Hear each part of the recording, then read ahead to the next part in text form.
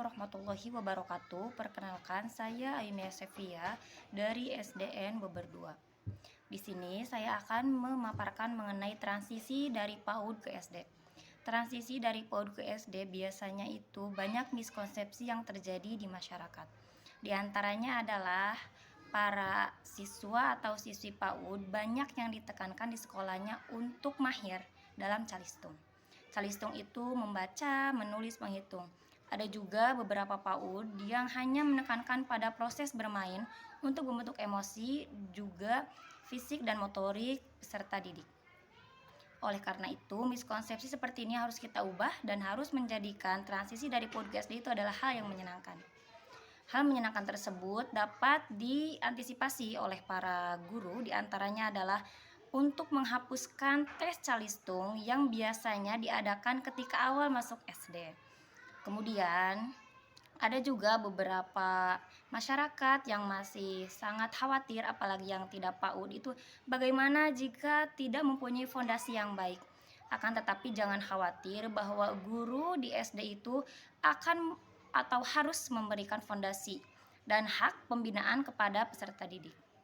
Dengan itu diharapkan walaupun anak tidak masuk PAUD, itu menjadi fondasi yang bagus untuk dia bagaimana bersosialisasi dengan anak yang sudah mempunyai fondasi di PAUD, sehingga akan terjadinya kesinambungan. Selain itu, para orang tua juga harus mampu untuk berkolaborasi, bersinergi bersama guru dan juga masyarakat lain untuk membentuk anak yang memiliki rasa suka sekolah. Nah, ini juga ya, ketika anak suka sekolah itu bukan merupakan hasil dari pembelajaran.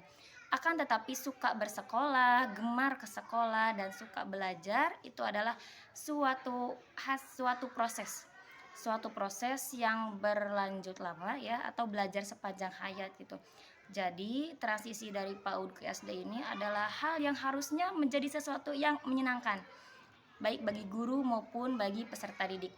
Oleh karena itu perlu adanya sinergi. Sinergi ini tidak hanya bisa oleh guru, tidak hanya bisa oleh orang tua, akan tetapi beberapa pihak itu harus mempunyai keterkaitan dan keterikatan untuk membangun transisi dan menjadikan calistung adalah bekal yang harus dipenuhi oleh setiap pihak. Ini adalah kegiatan yang rutin dilakukan oleh peserta didik kelas 1 dan didampingi oleh saya sebagai wali kelas mereka. Kegiatan ini rutin dilakukan untuk menumbuhkan minat baca. Jika minat baca mereka telah tumbuh, maka itu akan mempermudah dalam proses pembelajaran.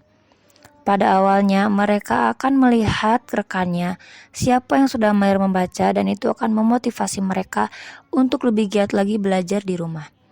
Oleh karena itu, membaca sangat dibutuhkan dari transisi dari PAUD ke jenjang SD.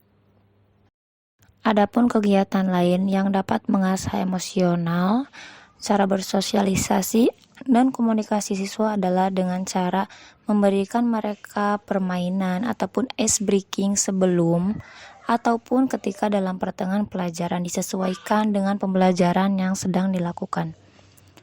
Ini dapat membantu siswa untuk bagaimana dia berinteraksi dan saling menghargai serta mengetahui aturan yang berlaku di masyarakat sekolah, sehingga apabila mereka di kehidupannya memiliki peraturan-peraturan, mereka akan terbiasa dan juga dibiasakan untuk menjadi pemimpin bagi dirinya sendiri dan juga untuk teman-teman sebayanya.